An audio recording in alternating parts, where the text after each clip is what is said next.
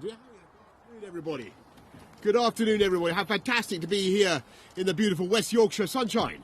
See, absolutely extraordinary. Lovely to see you. It must be the safest place in West Yorkshire here.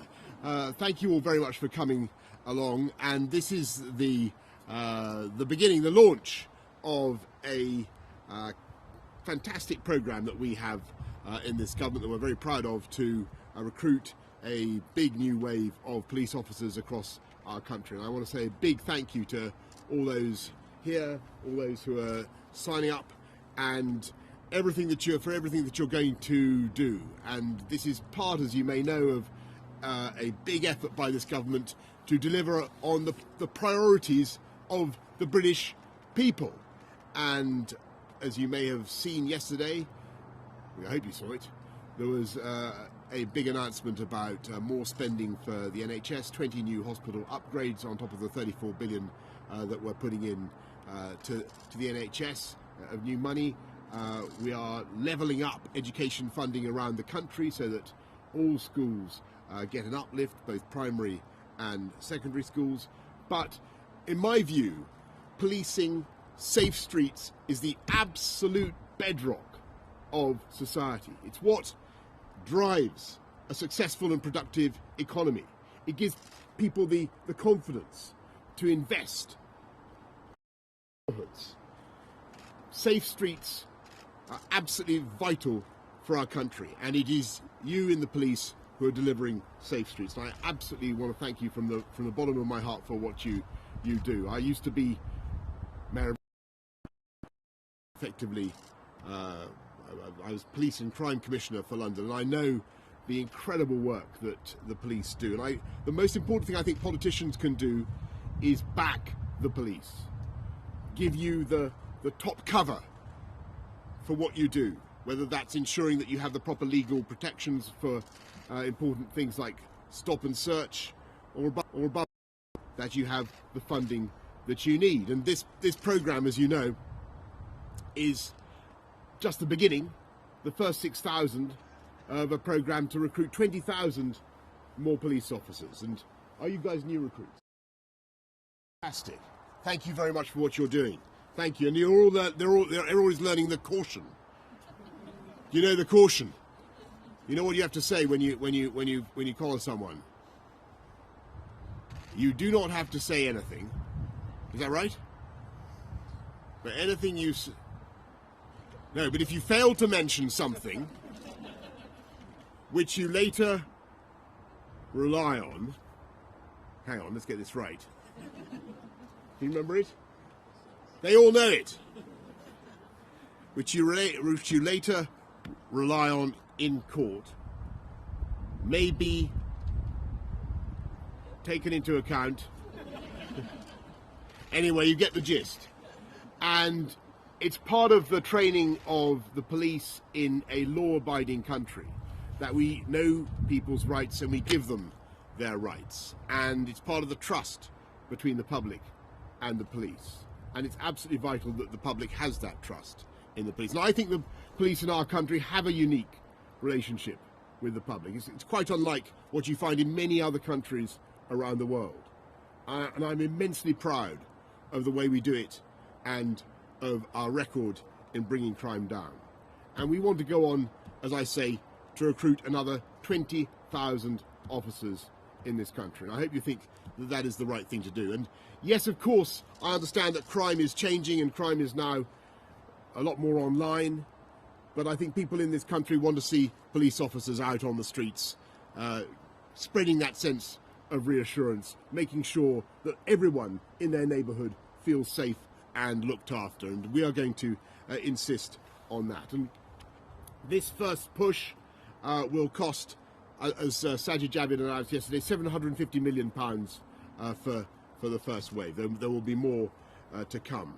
And I just want to make a quick point about spending money in this country, which is that there are some people who are now suggesting that we should spend £1 billion more a month, not £750 million, but £1 billion more a month to stay in the European Union beyond October the 31st. And I have to tell you, I don't think that would be a good use of public money. and I'm going to make sure that we don't have that unnecessary delay.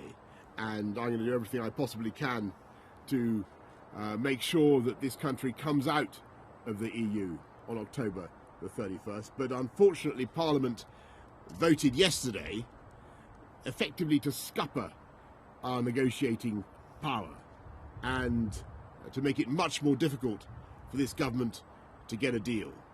So what I want to do now is to really give the country a choice.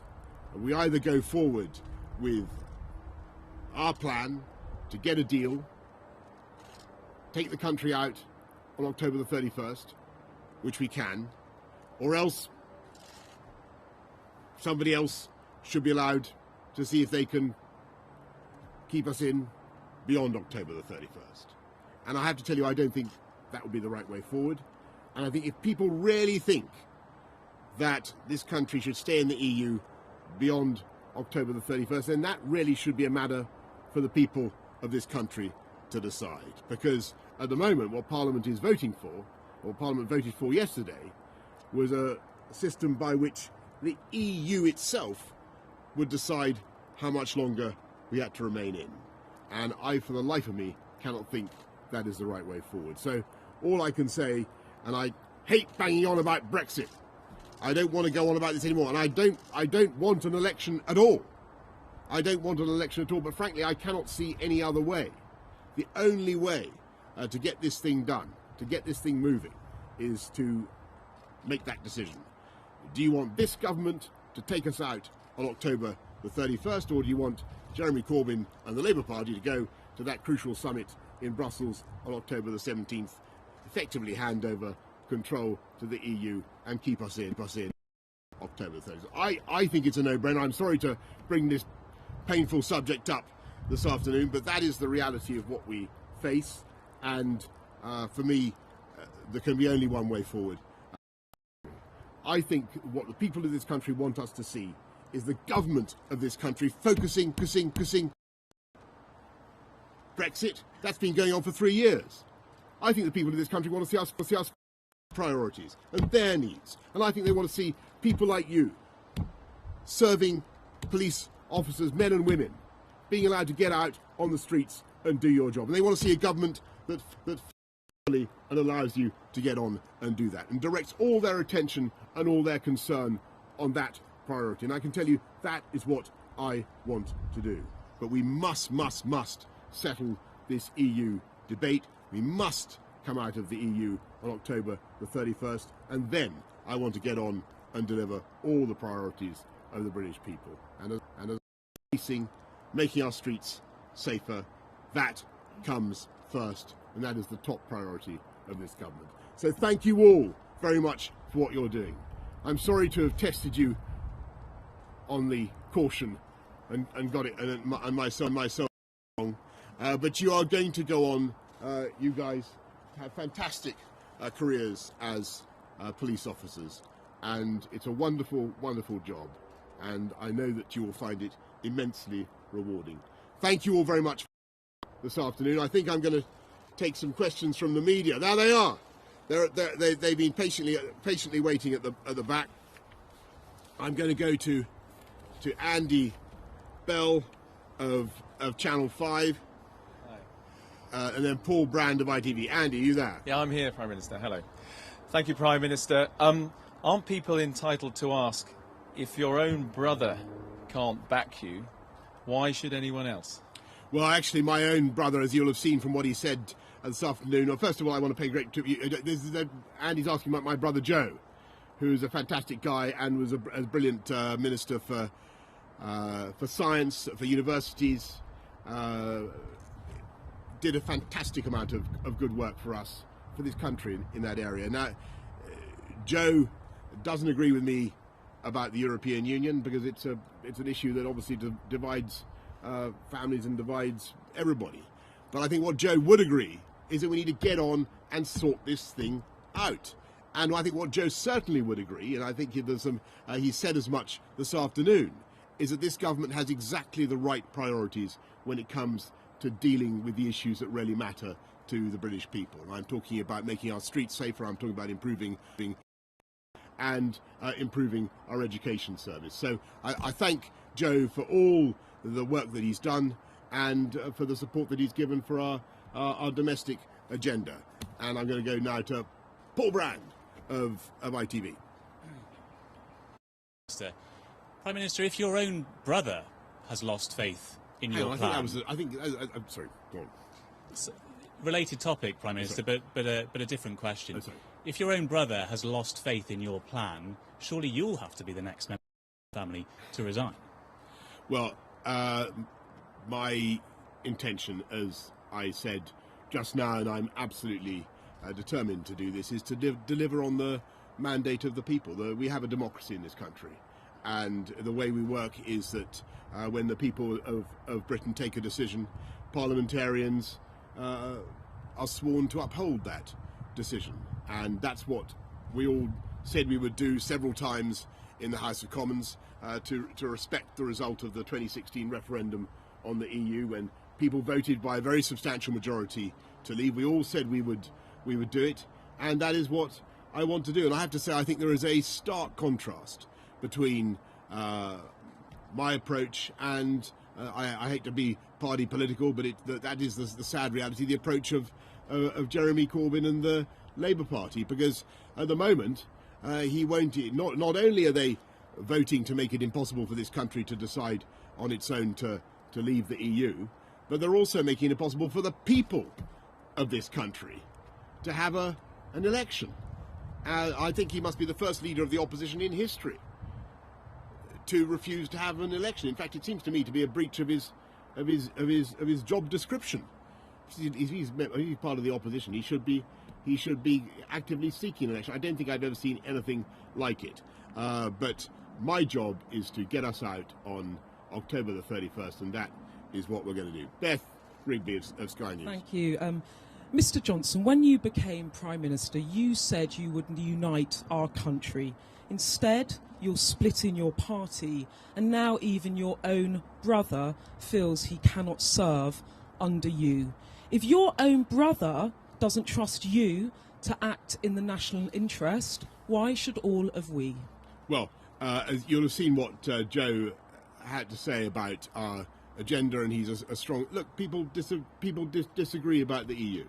But the way to unite the country, I'm afraid, is to get this thing done. That is the reality.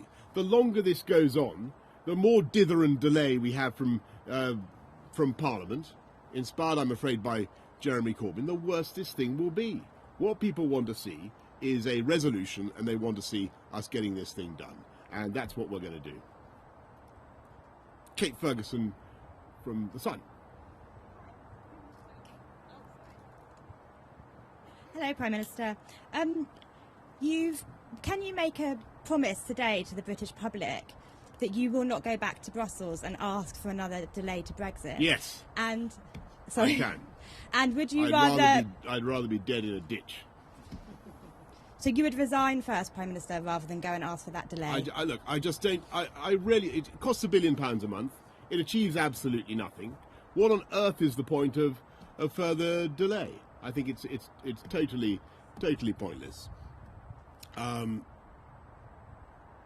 Claire Ellicott from the Daily Mail. Thank you. Your own Chancellor has become the latest Tory MP to voice concerns about your purge of 21 rebels from the party. Do you regret your actions? Were they too hasty? And is there a way back for those MPs? Well, let's be clear what we want to do. I think what this country wants and what people in Parliament want is to see us coming out of the EU on October the 31st. And I'm afraid that the bill that was passed yesterday, alas, really makes it much more difficult for us to negotiate. And what it says, it actually draws up the MPs wrote a letter that the Prime Minister would have to give to Brussels, demanding an extension beyond October the 31st, and then Brussels, the EU, would decide how long the UK was going to remain in the EU. And with the best will in the world, I cannot see how that is democratic unless that is put to the British people. I think if that is really what Parliament wants, to give the EU this power to keep us in the EU themselves, and to scupper the negotiations, then I think there should be a clear choice for the country, and we should decide who do you want to be at that crucial summit on October the 17th. Do you want Jeremy Corbyn going there with his plan to extend and delay and keep us in the EU forever and a day, or do you want to settle this thing, bring us all together, and deliver on the mandate of the people? And that is what I will do. So for me, that is very, very clearly the way forward, and that's the point that I made to all my colleagues and friends in Parliament. And no one, of course, discipline is always tough, but here we are amongst a body of men and women who know that sometimes you have to administer discipline, and you have to be very clear about your message, and that's what we're being. So Kate Proctor in the Guardian, from the Guardian. Thank you, Kate Proctor from The Guardian. Prime Minister, exactly when are you going to hold an inquiry into Islamophobia in the Conservative Party that you promised to do on live television? Well, we are going to have as I think Sajid Javid and I agreed, we're going to have a general inquiry into all manner of racism and hate crime as soon as that can be got underway. But I have to tell you, we have a zero tolerance policy towards Islamophobia and all manner of hate crime and prejudice in the Conservative Party, as you can imagine. I think that is going to be it. I'll take one more there and one more there. You say no.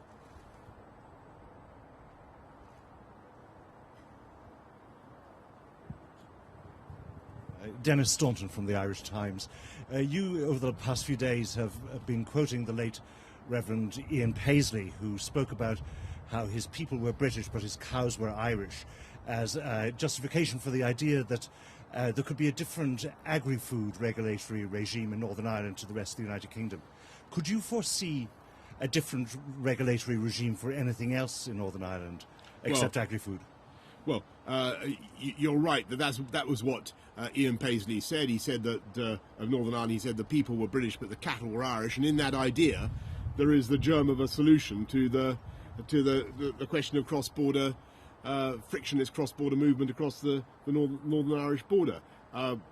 We do want to minimise all theoretical checks as well as practical checks. We think all practical checks can, of course, be taken away from the border. There's no need for, and the UK will not be instituting any border checks of any kind in Northern Ireland. But we also think there is scope for recognition of the practical reality on the ground in the agri-food sector in Northern Ireland. And but any extension, all that, it depends entirely. I've got to be and indeed whether it could be extended to any other sectors, that depends entirely on democratic control by the people of the United Kingdom. Do you see what I mean? That's the crucial thing.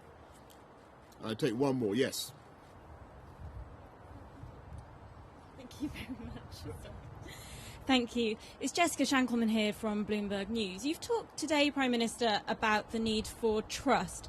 And Jeremy Corbyn says he can't trust you to hold an election before the Brexit date and before the EU Council. Can you today give a commitment that yes. you would... Right. Well, is that his line today? Aha. He can't... right. This is a new one. If I understood it correctly, you just said that the leader of the opposition says he cannot trust me to hold an election before Brexit. Right. Well, I said about 5 times in Parliament. How many times I have to say it? We want an election on October the 15th. October the 15th, and indeed, earlier if he wants.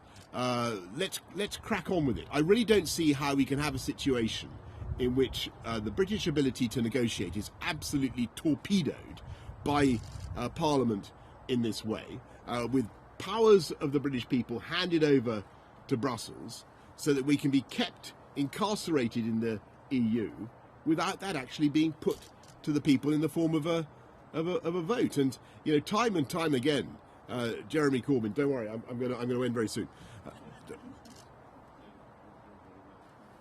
You're right. Oh, that's right. I'm so sorry.